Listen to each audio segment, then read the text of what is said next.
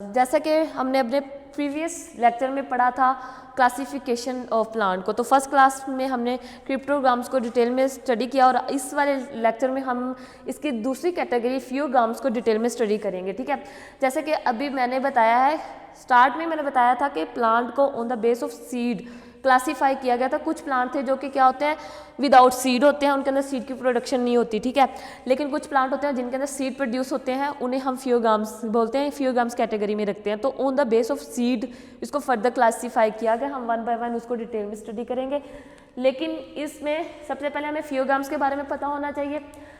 All the plant in this group are well developed. इस group के अंदर जितने भी प्लांट आएंगे ना, जितने भी प्लांट के ऑर्गेनिज्म स्पीशीज आएगी वो वेल डेवलप्ड होगी। आप इजीली उसके अंदर रूट स्टेम लीव को डिफ्रेंशिएट कर सकते हो। उसके अंदर totally true root stem leave present होते हैं, वेल डेवलप्ड होती है। दूसरा मैंने यहाँ पे क्या लिखा है कि जितने भी इस ग्रुप के अंदर प्लांट होंगे ना, उन तमाम ग्रुप प्लांट्स के अंदर क्या प्रोड्यूस होंगे, फ्लावर, फ्रूट्स एंड सीड। जबकि पीछे वाली कैटेगरी में हमने स्टडी किया उसके अंदर सीड प्रोड्यूस नहीं होते। सीड नहीं होंगे तो फ्रूट और फ्लावर की प्रोडक्शन कैसी होगी। मीन इन शॉर्ट हम ये बोल सकते हैं जो क्रिप्टोग्राम्स होते हैं वो नॉन फ्लावरिंग प्लांट होते हैं, जो फ्यूरोग्राम्स होते हैं वो कौन से प्लांट होते हैं, सीडलिंग फ्लावरिंग प्लांट होते हैं। क्लियर। तो on the base of flowering, seedling and fruits पे इसको दो टाइप में डिवाइड किया गया है। One is the gymnosperm and second one is the angiosperm. Gymnosperm में भी सीड प्रोड्यूस होते हैं, एंजियोस्पर्म में भी होते हैं, लेकिन इन दोनों को दो क्लास में क्यों ग्रुप किया गया, इनको एक ही कैटेगरी में क्यों नहीं रखा गया, इन्हें दो ग्रुप में क्यों क्लासीफाई किया गया?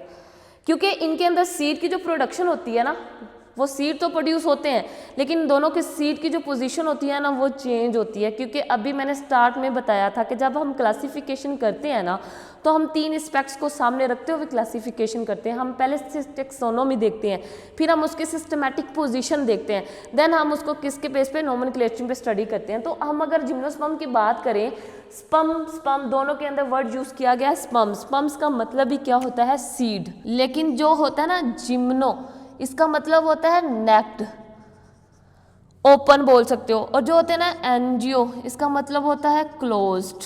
मीन्स के इसके जो सीड होते हैं वो क्या होते हैं, नेक्ड होते हैं, ओपन होते हैं।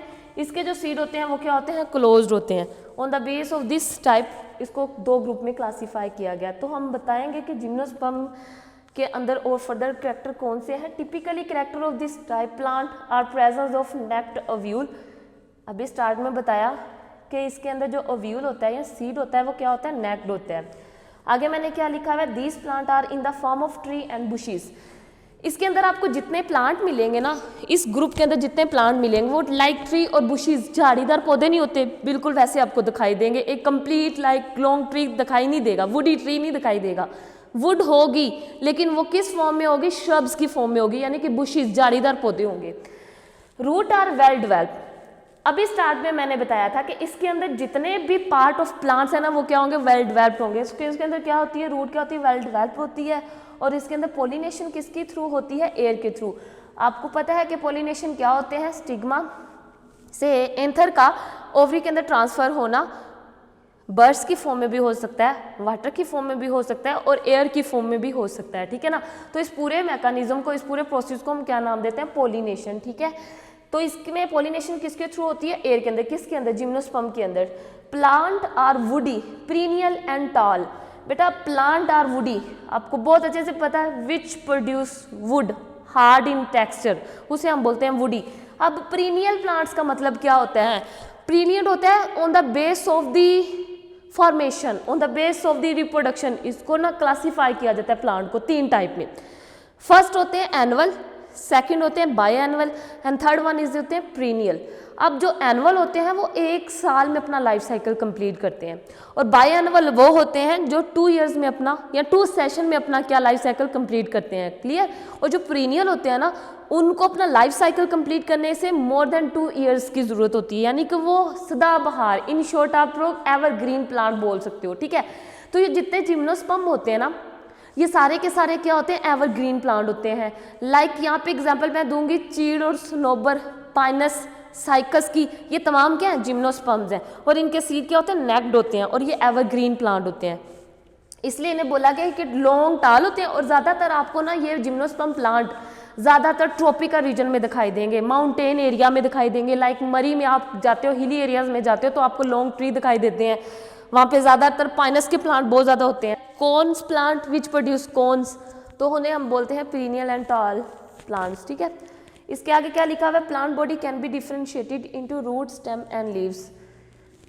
मेजर कैटेगरी है, इसको आप इजी क्या बोल सकते हो, ये थैलोफाइट बॉडी नहीं है, ये बॉडी क्या है, ये प्रोड्यूस करती है रूट, स्टेम एंड लीव्स, ठीक है। इसके अलावा यहाँ पे लिखा हुआ है दूसरी क्लास है जिसको बोला गया है angiosperm.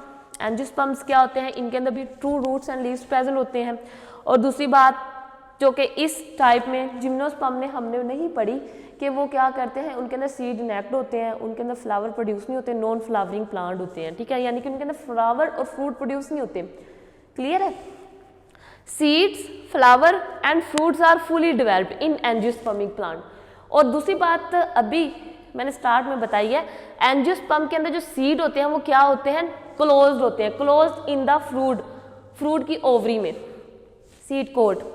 In this group plant produce seed which are found inside of the fruits. Clear. Seed coat present around the seed, और इनके प्लांट के अंदर जो सीड प्रोड्यूस होता है ना उसके अंदर एक प्रोटेक्टिंग हार्ड लेयर प्रेजेंट होती है जिसे हम बोलते हैं seed coat. On the base of the number of the seed, angiosperms can be divided into two category, one is the monocotyledon and second one is the dicotyledon. Clear. यानी कि on the base of the number of cotyledon plant can be divided into two category. Cotyledon मैंने start में बताया था, हम कोटिलेटन seed bearing plants को बोलते हैं। Those plant which produce seed is called cotyledon plant, ठीक है। तो on the base of cotyledon इस एंजियोस्पर्म को ना दो टाइप में डिवाइड किया गया। First is the monocotyledon and second one is the dicotyledon. Monocotyledon those plant which contain only one number of seed and dicotyledon is those plant which contain two seeds in number is called dicotyledon। Clear है। इसकी आप मोनिकोटन में example दोगे rice की या मेज की, और इस डाइकोटिलेटन के अंदर बहुत सी फैमिली आ जाती हैं जिनके अंदर ग्रैमनी जो कि ग्राम्स बिलोंग करती है, ठीक है ना, जिसके अंदर सीड्स की अमाउंट कितनी होती है, 2 होती है, तो उन्हें हम बोलते हैं कोटिलेटन, डाइकोटिलेटन प्लांट्स। क्लियर। नेक्स्ट हम इसके एम्स के बारे में पढ़ते हैं कि इसके एम और पर्पस क्या है। एम ऑफ क्लासिफिकेशन, सबसे पहले एम होता क्या है, ठीक है ना, और इसके प्रिंसिपल क्या है, क्लासिफिकेशन की ज़रूरत ही क्यों पड़ी, क्लासिफिकेशन क्यों की गई, क्लासिफिकेशन का हमें फ़ायदा ही क्या है, मतलब कि इसका पर्पस ही क्या है, किस पर्पस के लिए इसको क्लासीफाई किया गया, ठीक है। जो हैकर था इसने इतनी सर दर्द क्यों ली ऑर्गेनिज्म को क्लासीफाई करने की। तो सबसे पहले जो ये बहुत ही इंपॉर्टेंट शॉर्ट क्वेश्चन भी है, एम ऑफ क्लासिफिकेशन एग्जाम में मस्ट पूछा जाता है कि इसके प्रिंसिपल और एम क्या है क्लासिफिकेशन की। तो सबसे पहले इसका एम है, जैसे कि मैंने यहाँ पे क्या लिखा हुआ है, इजीली अंडरस्टैंडेबल। लाइक जैसे आपने ना क्लासिफिकेशन हमने कर दी है, किसी भी ऑर्गेनिज्म की प्लांट को हमने क्लासीफाई कर दिया, जैसे कि अभी आपको मैंने डिस्क्राइब किया इसकी 2 कैटेगरी को। तो जब आपके सामने ये पूरा ग्रुप पड़ा होगा ना तो आप इजीली बता सकते हो कि ये प्लांट थैलोफाइट है या ये प्लांट ब्रायोफाइट है या प्लांट टिड्रोफाइट्स है, क्योंकि आपके पास समरी प्रेजेंट होगी ना, तो आप लोग इजीली इसको क्या कर सकते हो, समझ सकते हो। एक फर्स्ट एम इसका ये होता है।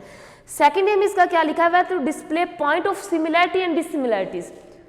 उसके अंदर जो हमने ग्रुपिंग की हुई है ना, क्लासिफिकेशन की हुई है ऑर्गेनिज्म की, प्लांट की, उसके अंदर हमने सिमिलर करैक्टर और डिसिमिलर करैक्टर को सेपरेट किया हुआ है। जो करैक्टर सेम है उन्हें हमें लैदा रखा हुआ है, और जो करैक्टर डिफरेंट है उन्हें हमें सेपरेट रखा हुआ है, तो हम इजीली उनके अंदर डिफ्रेंशिएट कर सकते हैं। क्लियर। सेकंड एम इसका था point similarities and dissimilarities. Third इसका पॉइंट है to save mental strain.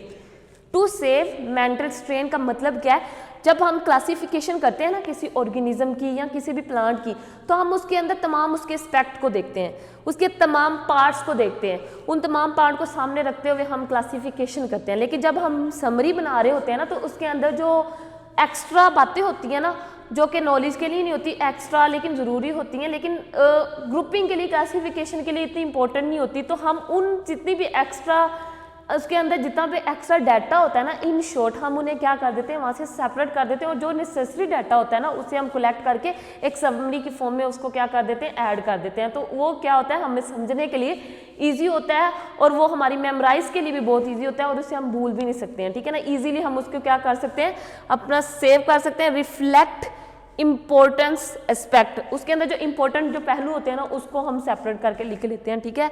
Comparison and इन्फेंसिस, comparison क्या होता है, अभी स्टार्ट में इसका सेकंड पॉइंट में मैंने क्या बताया, सिमिलैरिटी एंड डिसिमिलैरिटी कैरेक्टर। तो आप क्लासिफिकेशन को सामने रखते हुए इजीली कंपेयर कर सकते हैं दो ऑर्गेनिज्म को, लाइक क्रिप्टोग्राम्स एंड फ्यूरोग्राम्स। आप बता सकते हो कि सीडलिंग प्लांट कौन से हैं और नॉन सीडलिंग प्लांट कौन से हैं। ये इसके 4 एम थे। इसके बेसिक प्रिंसिपल कौन से हैं जिस पे इस पे क्लासिफिकेशन की जाती है। फर्स्ट इसका ये क्या है, ये म्यूचुअल एक्सक्लूसिव होती है, मतलब कि इसके जितने भी करैक्टर होते हैं ना वो ओवरलैप नहीं कर रहे होते, एक दूसरे के साथ मिल नहीं रहे होते, खिचड़ी नहीं पकी होती तमाम करैक्टर की, हमने एक ही ग्रुप के अंदर नहीं उनको लिखा होता, उन्हें सेपरेट लिखा होता है। सिमिलर करैक्टर डिसिमिलर करैक्टर को हम क्या कर देते हैं, सेपरेट एक जर्नल व्यू में उसको क्या करते थे, लिख देते हैं, उन्हें मिलने नहीं देते, आपस में ओवरलैप नहीं होने देते करैक्टर्स को। इंक्लूड ऑल डाटा, जब भी आप क्लासिफिकेशन करेंगे उसके तमाम डाटा को आप लोग लिखोगे, रूट कैसी है, स्टेम कैसी है, ये प्लांट किस रीजन से बिलोंग करता है, इसकी वुड कैसी है, इसके लीव कैसे हैं, लीव के मार्जिन कैसे हैं। तो इसके अंदर हम जब भी किसी की क्लासिफिकेशन करते हैं ना तो हम उसके अंदर तमाम डाटा को इंक्लूड करते हैं। थर्ड पॉइंट क्या है, easy method should be adapted. हम जब भी क्लासिफिकेशन करते हैं ना तो हम एक इजी वे में उसको क्या करते हैं, अंडरस्टैंड इजी वे में उसको लिखने के लिए हम उसका इजी वे पाथवे को क्या करते हैं, सिलेक्ट करते हैं।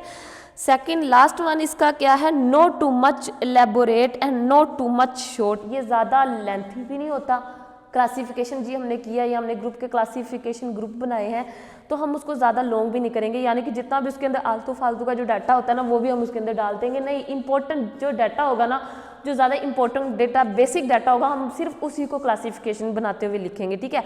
और ना ही ज़्यादा इसको शॉर्ट करेंगे, ठीक है ना। इन मीडियम यानी कि इन शेड इन बिटवीन रखना है, इसके अंदर इंपॉर्टेंट एस्पेक्ट भी आ जाएंगे जिनको हम सामने रखते हुए इजीली भी किसी ऑर्गेनिज्म की हमने क्लासिफिकेशन करनी है ना, ताकि हम उसे इजीली क्या कर लें, क्लासीफाई कर लें। तो आई होप सो आप लोग को बहुत अच्छे से समझ आ गई होगी। किसी किस्म का कोई भी क्वेश्चन है तो आप कमेंट में पूछ सकते हैं। इंशाल्लाह हम इसके नेक्स्ट लेक्चर में इसके जो बेसिक सिस्टम है ना क्लासिफिकेशन के, basic unit and system of classification, उसको हम नेक्स्ट लेक्चर में इंशाल्लाह स्टडी करेंगे।